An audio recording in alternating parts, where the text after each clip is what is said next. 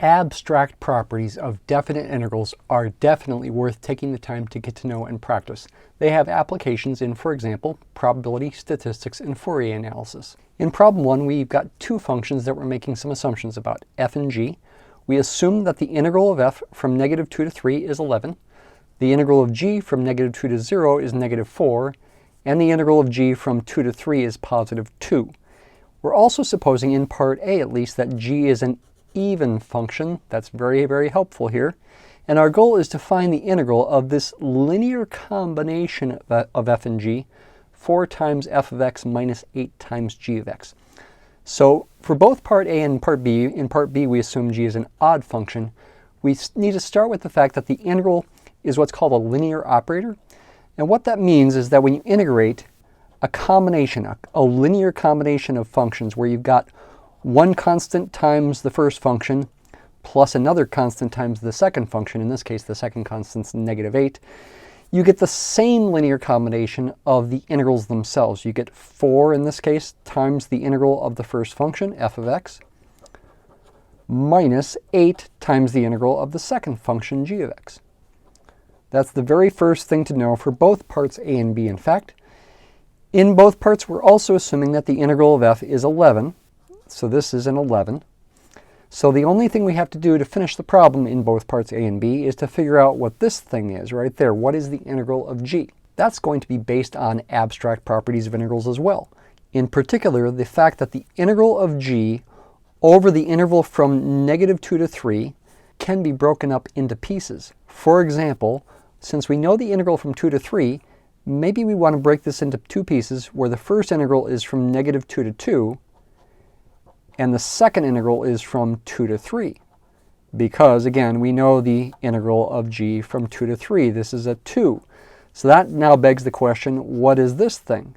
And that's going to differ for parts A and B, whether we assume g is an even function or an odd function. Now, you may not remember what is an even function, what is an odd function. The names even and odd are motivated by the fact that with polynomials with all even powers, those are examples of even functions, and polynomials with all odd powers, those are examples of odd functions. However, even and odd functions are more general than just polynomials. Another example of an even function is the cosine function. If you graph the cosine function, it is symmetric with respect to the y-axis. For example, the graph of the cosine function from 0 to pi over 2 is the reflection of the graph of the cosine function from negative pi over 2 to 0. And that means that this area, call it A, is the same as this area. Those are both going to be the same thing, and that means, for one thing, that the integral of the cosine function from negative pi over 2 to positive pi over 2, cosine of x dx, is going to be a plus a, which is 2a, and that is the same as 2 times the integral of the cosine function from 0 to pi over 2. And that kind of relationship holds more generally for even functions. The integral of an even function from, say, negative a to positive a is 2 times the integral of that function from 0 to a. So this integral of g from negative 2 to 2, notice negative 2 and 2 are equidistant from 0 there, is going to be the same as 2 times the integral of g of x from 0 to 2, and also that's the same as 2 times the integral of g of x from negative 2 to 0. And that's the integral that we're given to be negative 4. So this becomes 2 times negative 4, which is negative 8, and that will be the integral from negative 2 to 2. I also could have broken this up into two pieces as an integral from negative 2 to 0, plus an integral from 0 to 2, and realize both of those are negative 4. Two negative 4s added together give you, once again, negative 8. So now we can finish the problem. In the case of part A, where we assume g is an even function, we are going to get negative 8 plus 2 for this integral of g of x. We're not quite finished with the problem yet, though. This is negative 6. That can then go in here to finish the problem. For the integral of this linear combination, we're going to get 4 times 11, careful with signs here, minus 8 times negative 6. That's going to be 44 plus 48, and that will be 92 for the answer for part A. What about part B? We're assuming g is an odd function. Again, polynomials with all odd powers are examples of odd functions, but so is, for example, the sine function, whose graph, for example, between negative pi over 2 and positive pi over 2, as one example, has what's called origin symmetry. And if you integrate it from negative pi over 2 to positive pi over 2, this area cancels out with this area because this one is below the graph when it's above the axis, and this one's above the graph when it's below the axis. And we know for integrals that the integral from negative pi over 2 to positive pi over 2 will be this area minus this area, which will be 0. The integral of an odd function, like the sine function, from, say, negative a to positive a is going to be 0. So what will that mean here? We're still assuming the integral of g from negative 2 to 0 is negative 4. Since in part B we're assuming g is an odd function, that means the integral of g from 0 to positive 2 will be positive 4, because 4 plus negative 4 is 0. And in particular, this integral right here from negative 2 to 2 will be 0. So in the case of part B, the integral from negative 2 to 3 of g of x, once again, is the integral from negative 2 to 2 of g of x, plus the integral from 2 to 3 of g of x. But this thing is going to be a 0. This one we know was 2, so we get 0 plus 2 is 2. Coming back up here, we'll replace this with a 2 now instead of a negative 6. And we get a final answer of 4 times 11 minus 8 times 2. Again, it's the same linear combination here, except instead of this being a negative 6, it's a positive 2. So we get 44 minus 16, and that's going to be 28 for the answer for part B.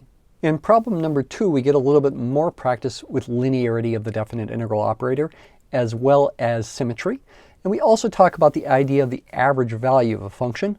In part A, we're given this fact, that the integral from negative 2 to 7 of a linear combination, 4 times f of x plus 2 times 1, the constant function 1, equals 30.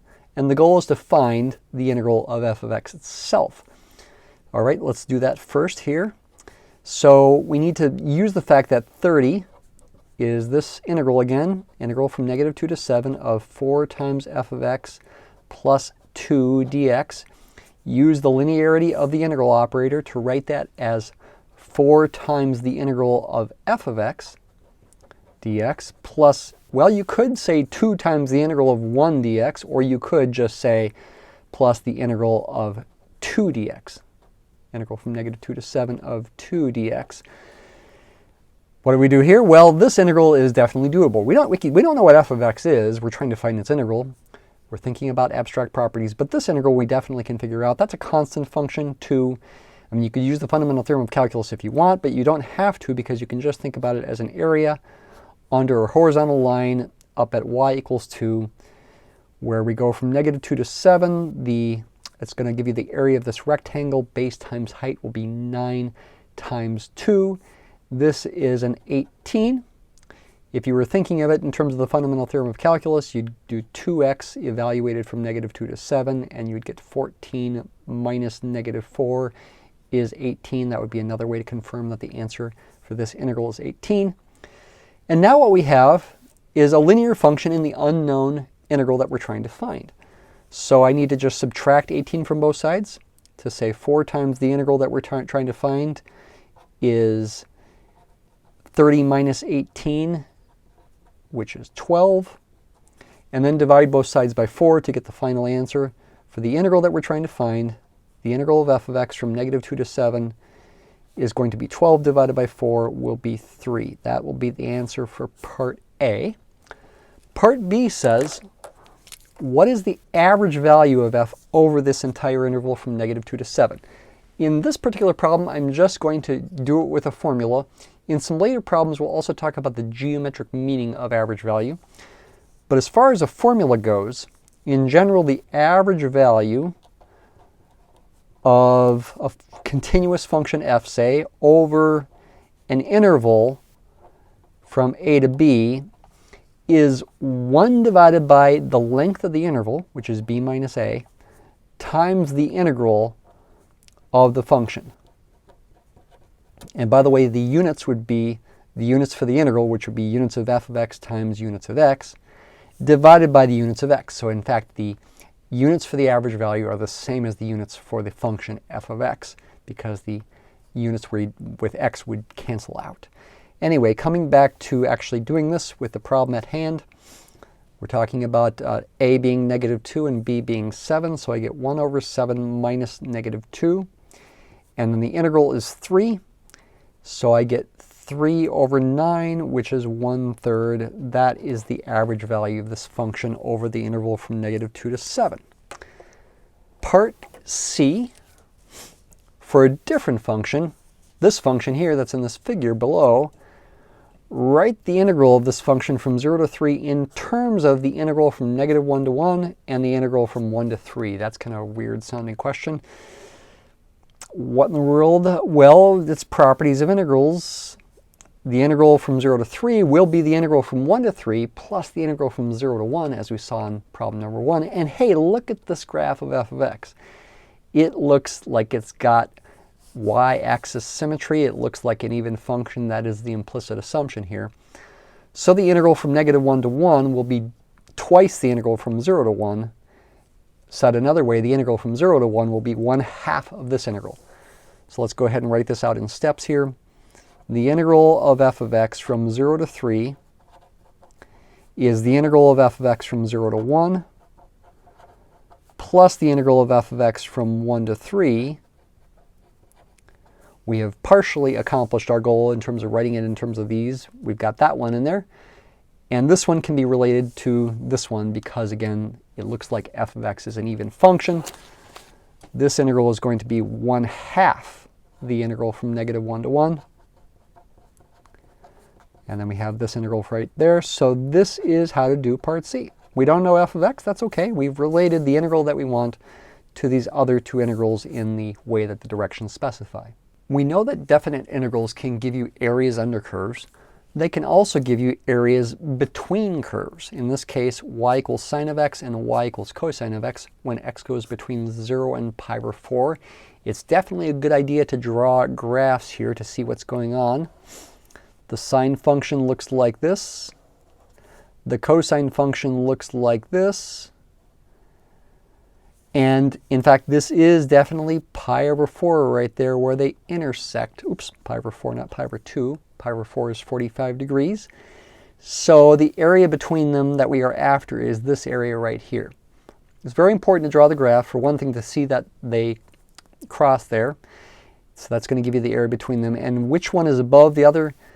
This graph is cosine of x. And this graph is sine of x. That's very important for getting the right answer.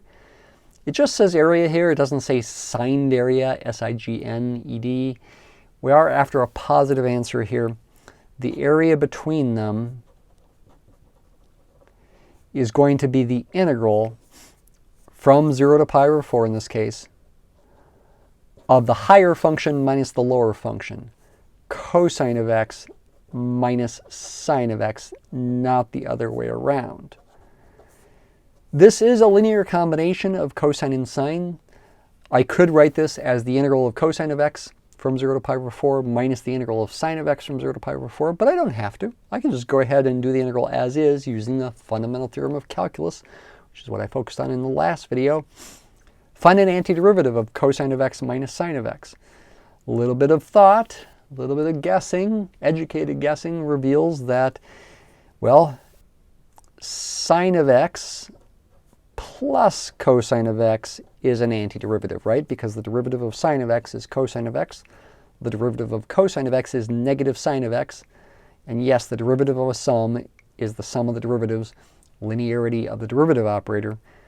Cosine of x plus negative sine of x is the same as cosine of x minus sine of x. I can also add any constant here, but I don't have to because all I'm after is an area for the fundamental theorem of calculus, and if I add a constant, it'll just cancel out anyway. You do often have to be careful about signs here. What this notation means is we plug in the upper number, sine of pi over 4 plus cosine of pi over 4, and then we subtract what we get when we plug in the lower number, sine of 0 plus cosine of 0. And sometimes you get a bunch of minus signs all over the place, and you really have to be careful. Sine of pi over 4 and cosine of pi over 4 are both the same value. That's where they intersect there. Square root of 2 over 2, or 1 over root 2 if you prefer. It doesn't matter if radicals are in denominators. That's okay. But I'll do it as square root of 2 over 2, but they're both equal to that. And so actually, if you add them, you'll just get square root of 2. Subtract, sine of 0 is 0, cosine of 0 is 1, so we end up subtracting 1. We get square root of 2 minus 1 for the answer. And I believe, let's see, square root of 2 is about 1.4. So this is about 0.4, more precisely with my calculator. Square root of 2 is that minus 1. Yeah, about 0.414, say, is our approximation for the area between them. Exactly, it's square root of 2 minus 1. Number 4 involves two parts that involve two functions that are not related, but this is still worth talking about in one problem because in both cases we talk about average value. Part A, find the average value of this function f of x equals e to the negative x over 2 over the interval from 0 to 3, and do something more than we did before. Interpret its geometric meaning.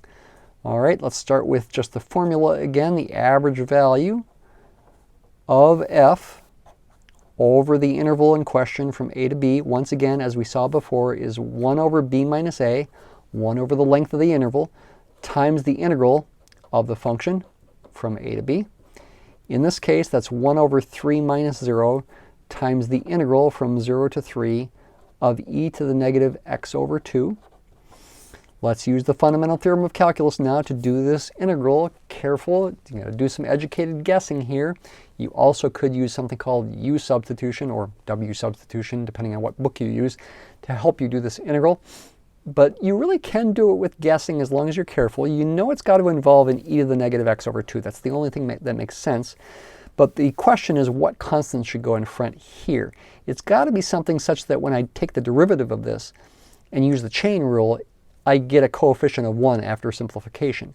And if you think about it, it's got to be a negative 2, because when you differentiate this, you'll get an extra factor of negative 1/2. Negative 2 times negative 1/2 is positive 1. That's got to be what goes there. I could bring the negative 2 out in front, combine it with the 1/3 to get negative 2/3. That's fine. I also can leave it as is. It doesn't matter. If I do leave it as is, I get negative 2 e to the negative 3/2, careful, minus negative 2 e to the 0. E to the 0 is 1. Two negatives make a plus. This becomes a plus 2 in the end. So maybe I'll bring the 1/3 through. This simplifies to 2/3 minus 2/3 e to the negative 3/2 for the average value. The integral itself is what you get before multiplying by 1/3. After multiplying by 1/3, that gives you the average value. What does it equal? That'll help us geometrically interpret it. 2/3 minus 2/3 times e to the negative 3/2 is negative 1.5. It's about 0.5179 for the average value.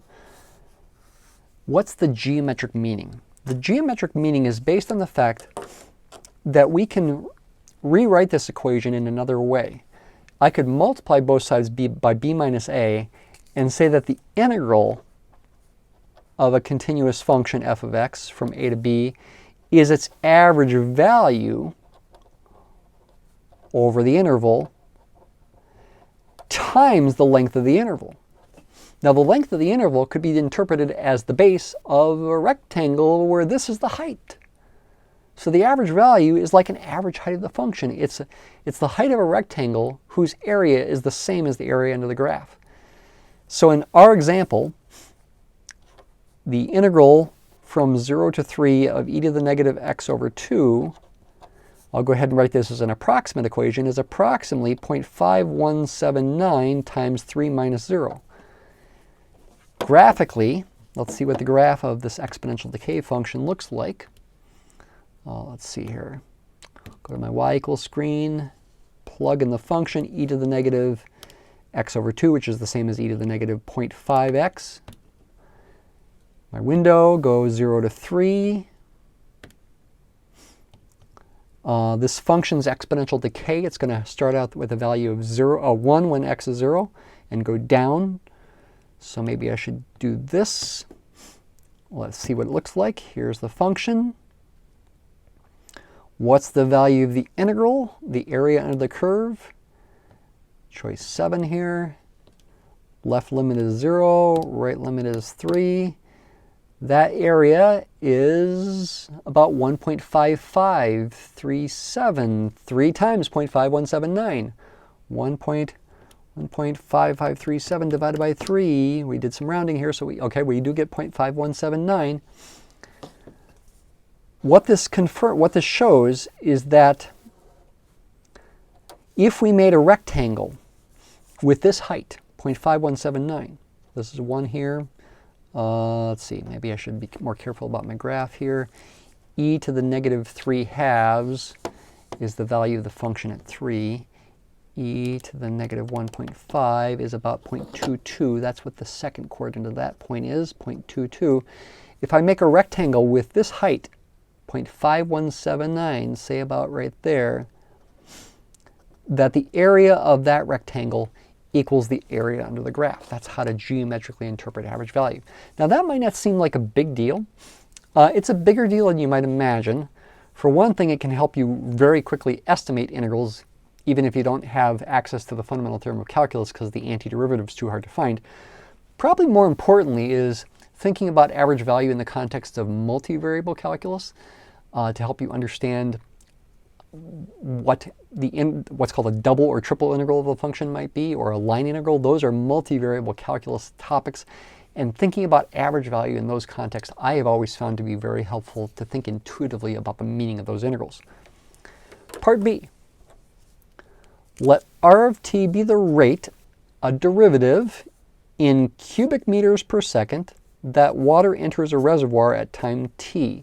So water's flowing into a reservoir. R of t is telling you how fast that water's flowing. The bigger r of t is, the faster the water is flowing. It's going in at a higher rate in cubic meters per second. We are given that the integral of r of t from 4 to 9, from 4 seconds to 9 seconds is 35. Let's think about what that means here. So think about the units of the integral. Cubic meters per second is r of t. T itself is seconds, so dt is like a small amount of time in seconds as well. The seconds would cancel, giving you the units of this thing being cubic meters, and the integral itself doesn't change the units because it's like adding. So the integral has units of cubic meters. This is telling you how much water flows into the tank during this time interval from 4 to 9, 35 cubic meters. Question is, though, what is the average rate that the water enters or leaves the reservoir during that same time interval? As far as finding it, let's just use the formula again. The average rate of flow is going to be 1 over the length of the interval, 1 over 9 minus 4 times the integral. The function's r of t dt. That's going to be 1/5 times 35, which is going to be 7. Units are going to be the same as units for r of t itself, cubic meters per second. Remember, the integral was in cubic meters. We're dividing by seconds. This is cubic meters per second. That's the average flow rate. That's the answer. What's going on here? The r of t function could certainly be a non-constant function, or it could be varying. That could be r of t right here. Here it could be 4, here it could be 9. The integral is the area under the curve. This area right here is 35. If we create a rectangle with the same base going from 4 to 9 and a height of 7, say 7 is maybe right about there, the area of this rectangle is the same as the area under the curve. If the water had been coming in at a constant rate of 7 cubic meters per second, we still would have had a change in the volume of 35 cubic meters. That's how to interpret what this means. And again, here is the answer.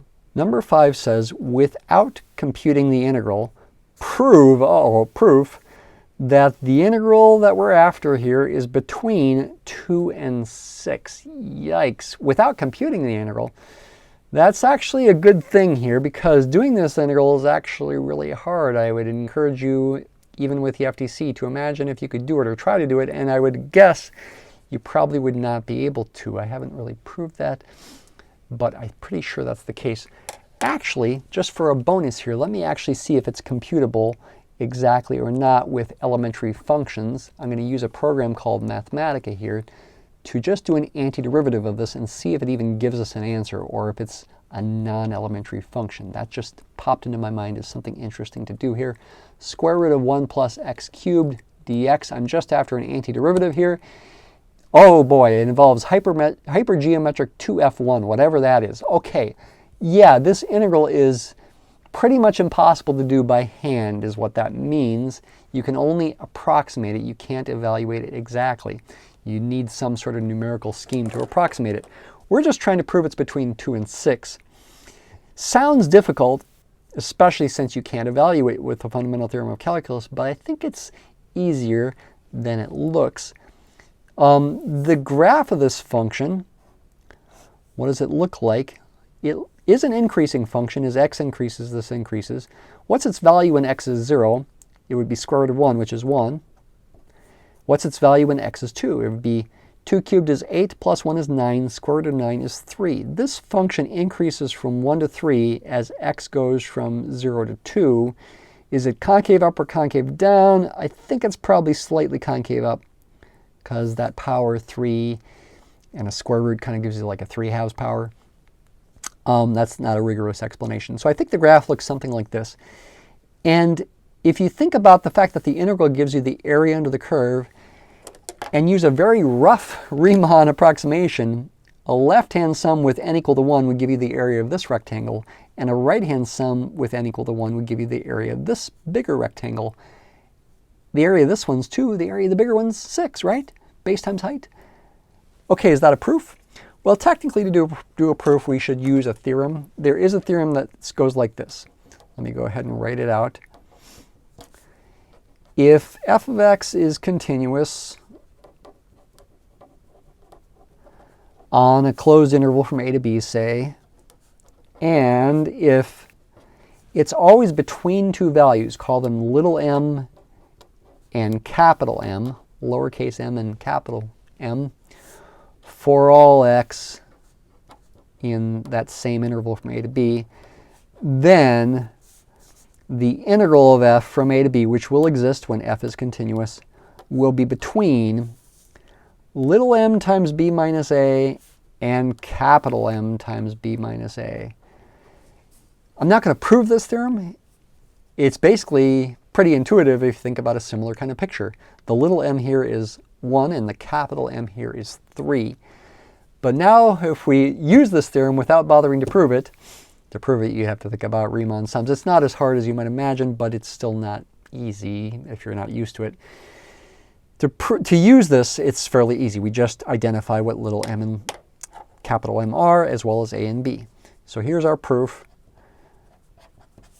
We can let f of x be the function in question, square root of 1 plus x cubed. If we want to be extra careful about it, we should maybe verify this is an increasing function. Yeah, let's be extra careful. Which is continuous. I'll just remark that it's continuous on the interval from a to b, which is going to be 0 to 2. Let's go ahead and take its derivative. Compute f prime of x. It's the same as 1 plus x cubed to the 1/2 power. So its derivative is 1/2 times 1 plus x cubed to the negative 1/2 power times, by the chain rule, 3x squared. What's my goal here? My goal is to show that this derivative is positive, so that f is increasing. Yeah, this derivative is certainly always greater than or equal to 0 for all x, including for all x in the interval from 0 to 2. And you could say it's strictly positive when x is strictly bigger than 0. Therefore, f is increasing. over the interval in question. Therefore, if little m is f of 0, which is square root of 1 plus 0 cubed is 1, and capital M is f of 2, which is square root of 1 plus 2 cubed, square root of 9, which is 3, then our function is always between those two numbers on the interval from 0 to 2. Therefore, by the theorem now, apply the theorem, I can conclude this kind of thing is true. Therefore, little m is 1. The interval goes from 0 to 2. 1 times 2 minus 0 is less than or equal to the integral of the function is less than or equal to capital M, which is 3 times 2 minus 0. This is a 2, this is a 6, and that does it. That's what we wanted to do, show the integrals between 2 and 6. So it's a very QED, we're happy we're done. That's Latin for quod erat demonstrandum, which means we've done what we wanted to do. So it's a proof, so I'm writing out explanations with sentences. I'm being a little extra picky about things. I'm applying this theorem, but it does make good intuitive sense. It's giving us a very rough approximation of this integral to say it's between 2 and 6. What is it more precisely? We can use our calculator to find it, or I could use Mathematica again. I think I will go ahead and use Mathematica to approximate the definite integral.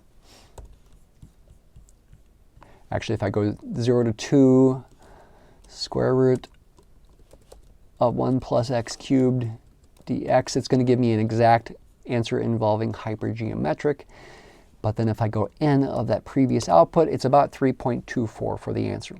Our last problem is a purely graphical problem that I personally like giving on tests because it really tests that you understand the concepts. Mark each quantity in the graph shown below. Part A, a length, first of all, representing f of b minus f of a. That's the easiest part. All right, here's the graph of little f. Here's little a and little b. F of a is the value of the function at a. It's right there. F of b is the value of the function at b.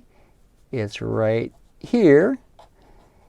F of b is bigger than f of a because the function's increasing. So this length right here is the answer to part A. The length equals f of b minus f of a. Okay, you can do that without knowing calculus. Part B, a slope representing f of b minus f of a all divided by b minus a. A slope, this is a rise over a run. The rise is this distance, that length there. The run would go from a to b. It would be the length of this line segment right there. Or if I want to draw a right triangle here, it would be the length of that. That's the slope of the line connecting these 2 points. Such a line is called a secant line right there. Its slope is this quantity right there. So that's b. The slope equals f of b minus f of a divided by b minus a. Part C, an area representing capital F of b minus capital F of a, where capital F prime equals little f. Capital F's derivative is little f. Capital F is an antiderivative or antiderivative of little f. You got to know the fundamental theorem of calculus to do this one.